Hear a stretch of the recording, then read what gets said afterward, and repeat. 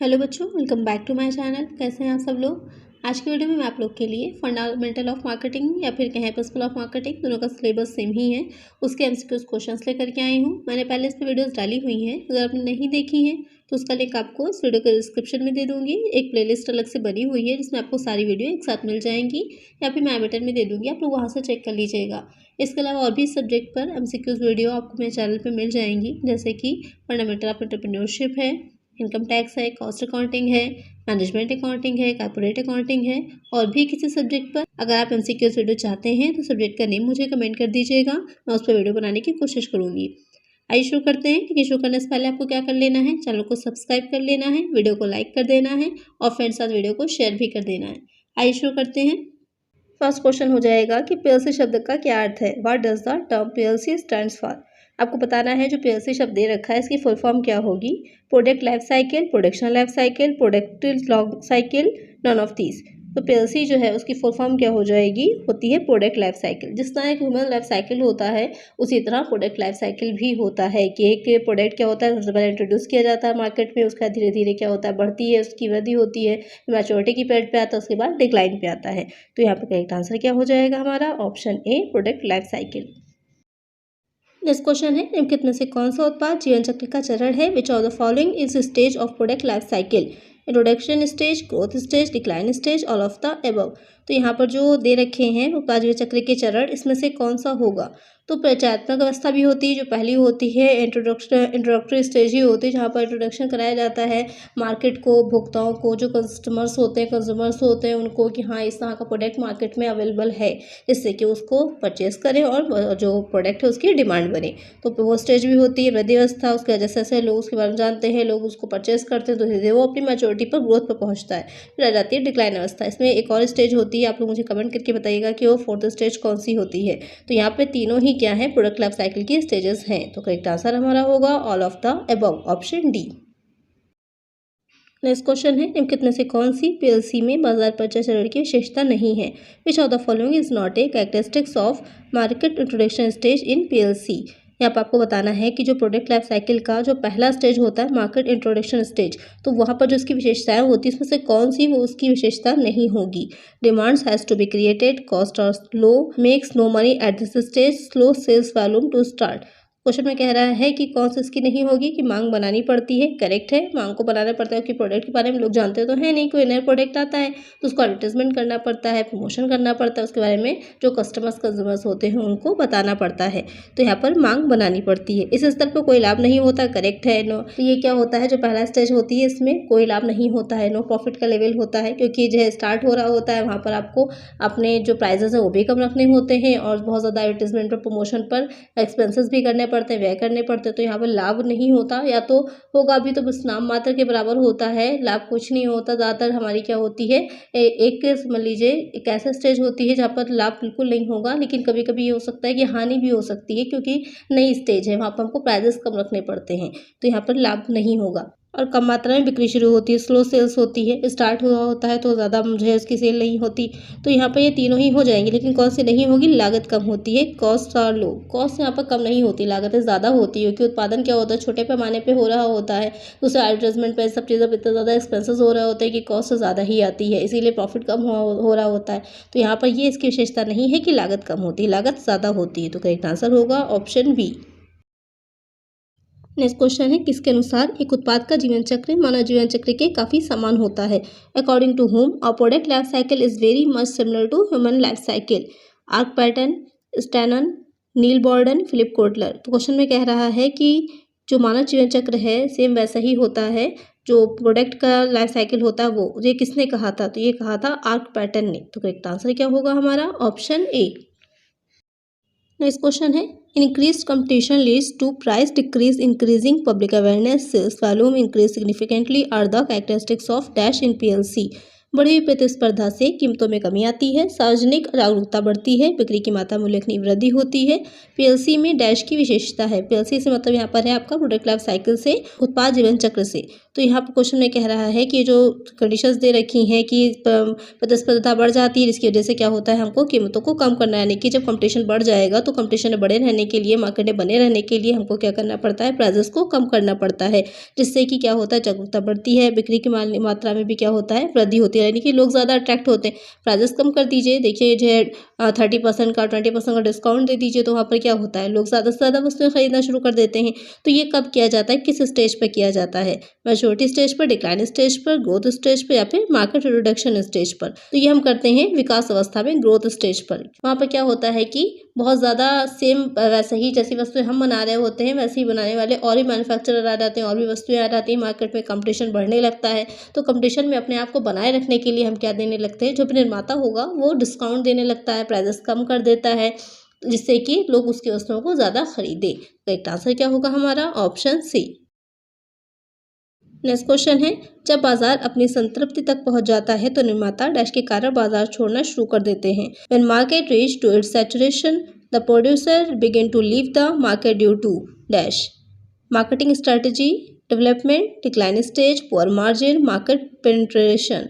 तो क्वेश्चन में कह रहा है कि जब बाजार की संतृप्ति तक, यानी कि मैच्योरिटी लेवल तक पहुंच गया है, और उसके बाद क्या रहेगा कि जो निर्माता होता है क्यों मार्केट को छोड़ने लगता है, या क्यों वो प्रोडक्ट बनाना धीरे धीरे बंद कर देता है, या विपणन रणनीति विकास की वजह से, गिरावट की अवस्था की वजह से, गिरते लाभ के लिए, बाजार में कमी के लिए वो छोड़ देता है, क्योंकि उसका मार्जिन कम होने लगता है। क्योंकि जैसे जैसे डिक्लाइन जो मैच्योरिटी पीरियड आता है, तो मैच्योरिटी के बाद डिक्लाइन पीरियड आता है, तो उसमें क्या रहेगा कि वस्तुएं कम बिकने लगती हैं, प्रोडक्ट ज़्यादा सेल नहीं हो रहे होते, हमारे कंपटीटर्स बढ़ गए होते, इसलिए हमने उसको अपने प्राइजेस को भी कम कर दिया होता है। तो ऐसी स्थिति में क्या रहता है कि जो भी प्रोड्यूसर है, निर्माता होगा, उसको मैन्युफैक्चरर को प्रॉफिट कम होने लगता है।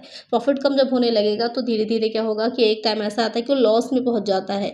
तो वहाँ पर क्या, तो फिर कुछ अपने जो भी प्रोडक्ट उसमें कुछ नया अडॉप्शन लाए, नई चेंजेस लाए, नई नई चीज़ें लाए, कुछ इस तरह के नई नई प्लानिंग्स लाए, जिससे कि लोग उसे उसके प्रोडक्ट की तरफ जो है वापस से क्या हो, अट्रैक्ट हो, दोबारा खरीदना शुरू कर दें। अगर ऐसा नहीं हो पाता है तो वो क्या करता है, मार्केट को छोड़ देता है। तो करेक्ट आंसर क्या हो जाएगा हमारा, ऑप्शन सी। नेक्स्ट क्वेश्चन है, मैन्युफैक्चरर के लिए पैकेजिंग के क्या फायदे हैं। What are the advantages of packaging for manufacturers. Helps in sale and promotion, keeps the product safe, increase the demand, all of these. जो पैकेजिंग होती है, कोई भी वस्तु आप खरीदते होंगे तो ऊपर से पैकेट होता है, या अगर डायरेक्ट लोग वस्तु खरीदे तो उस पर भी ऊपर एक पैकेजिंग करी हुई होती है, प्लास्टिक की होती है, या जो है कार्डबोर्ड की, या जो है उसकी कागज़ की होती है, अलग अलग तरह की पैकेजिंग कुछ ना कुछ की रखी होती है। तो उस पैकेजिंग के मैन्युफैक्चरर को क्या फ़ायदे होते हैं। तो फ़ायदे जो में हो जाएगा कि सबसे पहले तो आप लोग क्या करते हैं, किसी भी चीज़ कोई भी प्रोडक्ट खरीद के आते हैं, उसकी पैकेजिंग पूरी चेक करते हैं, कहाँ क्या लिखा है, सब कुछ देखते हैं। तो इतना सब प्रमोशन हो रहा है ना, उसका जो है अपने ऑटोमेटिक जो पैकेजिंग है प्रमोशन का कार्य कर रही है। या किसी दूसरे ने देखा कि ये क्या है, प्रोडक्ट क्या है, तो उसको भी पूरी पैकेज को उसने पढ़ा, उस पैकेज को देखकर भी क्या होता है, हम लोग अट्रैक्ट होते हैं। तो ये एक तरह से वो एडवर्टाइजमेंट का काम करती है। साथ ही क्या होगा, उत्पाद को सुरक्षित रखती है, जिससे कि उसके अंदर जो भी प्रोडक्ट होता है वो सेफ रहता है। अलग अलग तरह के प्रोडक्ट के लिए अलग अलग पैकेजिंग का भी यूज़ किया जाता है, जैसी भी डिमांड होगी उस प्रोडक्ट की, जो सुरक्षित रह सके, ख़राब ना हो। उसके बाद मांग को बढ़ाती है कि जो डिमांड होती है वो भी इंक्रीज़ होती है, कि प्रोडक्ट पर आपने देखा होगा कि जैसे एक कोई चीज़ लाइए, उसकी और भी जैसे लेस का एक पैकेट अगर आप खरीदिए, तो लेस पे जितने भी तरह के आते हैं, आपने देखा होगा पीछे एडवर्टाइजमेंट सबका दे रखा होगा, जिससे आपको ये पता रहता है कि इस तरह के भी इनके फ्लेवर्स आ रहे हैं, और मार्केट में जब नेक्स्ट टाइम जाएंगे तो उसकी भी आप डिमांड करते हैं। तो ये क्या करते हैं, ये तीनों ही तरह का कार्य करती है जो पैकेजिंग होगी मैन्युफैक्चरर के लिए। तो करेक्ट आंसर क्या होगा हमारा, option D, all of the above. Next question है, विज्ञापन को अधिक प्रभावी बनाने के लिए निर्माता डैश में सुधार करते हैं और नए उत्पाद लॉन्च करते हैं। For making advertisements more effective, the manufacturers improve dash and launch new products, existing products, advertisement style, marketing channel, sponsors. तो क्वेश्चन में कह रहा है कि जो एडवर्टाइजमेंट होता है वो ज़्यादा इफेक्टिव हो, इसके लिए निर्माता जो होता है क्या करता है, किस चीज़ में सुधार करता है, और नया उत्पाद तो लॉन्च करता ही है, साथ में किस चीज़ में सुधार करता है। तो जो ऑलरेडी उत्पाद, वो जो प्रोडक्ट वो ऑलरेडी बना रहा होता है, उसमें भी नया सुधार करता है। आप देखते होंगे कोई भी चीज़ लाएंगे, पैकेट पे देखिएगा लिखा होता है न्यू इम्प्रूव्ड, भले ही उसमें कुछ इम्प्रूव ना हो, लेकिन लिखा ज़रूर होगा न्यू इम्प्रूव्ड, जिससे क्या होता है, आप लोग अट्रैक्ट होते हैं कि हाँ इसमें कुछ नया है, कुछ नया चेंजेस है। तो करेक्ट आंसर क्या होगा हमारा, एग्जिस्टिंग प्रोडक्ट। नेक्स्ट क्वेश्चन है, उपभोक्ताओं के लिए नए उत्पादों को प्रस्तुत करना मुख्य लक्ष्य है। To introduce the new products to world of consumers is the main goal of dash entertainment, advertising, boost the sale, online marketing. Question में कह रहा है कि नए उत्पादों को प्रस्तुत करना यानी नए उत्पादों के बारे में बताना। यहाँ मैन्युफैक्चरिंग की बात नहीं हो रही, इंट्रोड्यूस करने की बात हो रही, लोगों को बताने की बात हो रही है, जो भोक्ता हैं, कंज्यूमर्स हैं, कस्टमर्स हैं, उन लोगों को कि हाँ ये नया प्रोडक्ट मार्केट में अवेलेबल है। तो ये किसका गोल होता है? ये मेन गोल हो जाता है एडवर्टीजमेंट का, विज्ञापन का। जो मार्केटिंग है, एडवर्टीजमेंट उसमें बहुत इंपॉर्टेंट रोल प्ले करता है, क्योंकि एडवर्टीजमेंट के ही बेसिस पे क्या होगा कि ज़्यादा से ज़्यादा वस्तुएं, चीज़ें बिकती हैं। आज के टाइम में आप लोग देखते होंगे, टीवी देखिए अगर ना, तो जितनी देर आप प्रोग्राम देख रहे होते हैं उससे ज़्यादा देर तो एडवर्टीजमेंट आते हैं सिर्फ। या फिर आप कोई भी यूट्यूब चैनल ले लीजिए, या आप फेसबुक है, इंस्टाग्राम, कहीं पर भी देख लीजिए, हर जगह एडवर्टीजमेंट आ रहा है। जिससे क्या रहता है कि लोग ज़्यादा से ज़्यादा उस वस्तु के, उस प्रोडक्ट के बारे में जान पाते हैं। जब बार बार वही चीज़ें आपके सामने से गुजरती हैं, तो जब आप मार्केट जाएंगे तो आप ऑटोमेटिक उसे मांगते हैं कि हाँ ये चीज़ है, आपके पास अगर होती है तो आप फ़ौरन उसे परचेस करते हैं। अगर उसके पास भी जो शॉपकीपर है नहीं होगी तो वो भी डिमांड करता है, उस चीज़ को लाता है। तो इस तरह से क्या होता है, मार्केट में उस वस्तु की डिमांड बनती है। तो यहाँ पर करेक्ट आंसर क्या हो जाएगा हमारा? Option B, advertisement. Next question है, उपभोक्ता के मनोविज्ञान का निर्धारण होता है। The psychology of the consumer is determined by intent and motivation, all of these. तो मार्केटिंग में एक कंज्यूमर जो होता है उसके बिहेवियर को समझना बहुत इंपॉर्टेंट होता है, क्योंकि जो वस्तुएं आज के टाइम में बनाई जा रही हैं वो कंज्यूमर को ही ध्यान में रख करके बनाई जाए। एक टाइम था जबकि इतने ज़्यादा कंपटीटर्स नहीं होते थे, मार्केट में इतनी वस्तुएं ही नहीं होती थी, तो जो भी प्रोडक्ट आता था हमको वही लेना पड़ता था। लेकिन आज के टाइम में इतना ज़्यादा कंपटीशन बढ़ चुका है, इतनी ज़्यादा मार्केट में एक जैसे ही प्रोडक्ट अवेलेबल है, जिस बहुत ही ज़्यादा कम्पिटिटिव प्राइस पर, कि आज के टाइम में हम लोग के लिए जो कस्टमर से बहुत आसान हो गया है बार्गेन करना या चीज़ों को ख़रीदना। तो वहाँ पर बहुत इंपॉर्टेंट होता है एक मैन्युफैक्चरर के लिए समझना कि जो कंज्यूमर्स होते हैं उनकी साइकोलॉजी क्या है, वो किस तरह से वस्तुओं को ख़रीदते हैं, क्या उनकी सोच होती है। तो वहाँ पर इन तीनों ही चीज़ों को इंपॉर्टेंस दी जाती है कि कितनी नॉलेज है, उसका एटीट्यूड क्या है किसी चीज़ को लेने के लिए, उसके इंटेंट क्या है और वो किससे प्रेरित होता है, उसकी अभिप्रेरणा क्या है, उसको जानना। जैसे कि बच्चे हैं, नई नई चीज़ों को देख कर अट्रैक्ट होते हैं। उनकी आपने बच्चों के सामान देखिएगा, पैकेजिंग बहुत इंटरेस्टिंग होती है, इसलिए होती है कि उसी को देखकर ही वो अट्रैक्ट होते हैं उस चीज़ को खरीदने के लिए। या साथ में एक खिलौने रखे होते हैं, जैसे कि किंडर जॉय आप सब लोगों ने बचपन में खाया ही होगा। तो उसमें क्या रहता है, छोटे छोटे से खिलौने रखे होते हैं आपको अट्रैक्ट करने के लिए। हालांकि वो यूजलेस होते हैं, आपको पता ही है किसी काम के नहीं है, लेकिन सिर्फ उस बच्चे उस अट्रैक्ट होकर उस चीज़ को खरीदते हैं कि हाँ साथ में उनको एक छोटा सा खिलौना मिल रहा है, एक टॉय मिल रहा है। तो ये हो जाता है कि जो कंज्यूमर साइकोलॉजी है उसको समझकर ही वस्तुओं को बनाना। करेक्ट आंसर होगा हमारा यहाँ पर option D, all of the above. Next question है, वे प्रेरणाएं जो जन्मजात होती हैं कहलाती हैं। Those motivations which are net are called learn motivation, auxiliary purchasing motivation, primary purchasing motivation, none of these. तो क्वेश्चन में कह रहा है कि वो प्रेरणाएं जो जन्मजात होती हैं यानी कि पहले से ही होती हैं, उनको विकसित नहीं करना पड़ता या सीखना नहीं पड़ता, तो क्या कहलाती हैं? सीखी हुई प्रेरणा, सहायक क्रय प्रेरणा, प्राथमिक क्रय प्रेरणा, इनमें से कोई नहीं। वो प्रेरणा क्या कहलाती? प्राथमिक क्रय प्रेरणा, प्राइमरी परचेजिंग मोटिवेशन कहलाती है। जैसे कि फूड है, कंफर्ट है, तो यहाँ पर क्या रहता है कि खाना है, मूलभूत आवश्यकता है, सबकी ज़रूरत होती है, बेसिक आपकी नीड है। सबको जो है रहता है कि टू बी सुपीरियर, श्रेष्ठ बनना लोगों से, सोशल अप्रूवल, जो समाज में हम रह रहे हैं तो हम चाहते हैं कि सभी लोग हमको पसंद करें, उसके अकॉर्डिंग ही काम करें। या freedom from fair and danger, ये किसी भी भय और खतरे से मुक्त होना है। तो ये सारी क्या हो जाती हैं? प्राथमिक प्राइमरी परचेजिंग मोटिवेशन होती हैं। एक आंसर क्या होगा हमारा? Option C. नेक्स्ट क्वेश्चन है, भावनात्मक क्रय प्रेरणाओं के उदाहरण है। Examples of emotional purchasing motivation are love और affection, rest, fashion, all of these. जो भावनात्मक क्रय प्रेरणाएं होती हैं तो उसमें तीनों ही आ जाएंगी, प्रेम स्नेह भी और आराम भी और फैशन भी। तो करेक्ट आंसर क्या होगा? Option D, all of these. Next question है, उपभोक्ता वस्तुओं में शामिल नहीं है।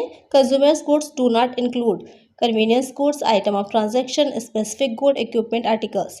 क्वेश्चन में कह रहा है कि इसमें से कौन से गुड्स ऐसे होते हैं जो कि उपभोक्ता वस्तुओं में शामिल नहीं होते। आपको पता होगा कि जो वस्तुएं होती हैं दो तरह की होती हैं, औद्योगिक वस्तुएं होती हैं और उपभोक्ता वस्तुएं होती हैं।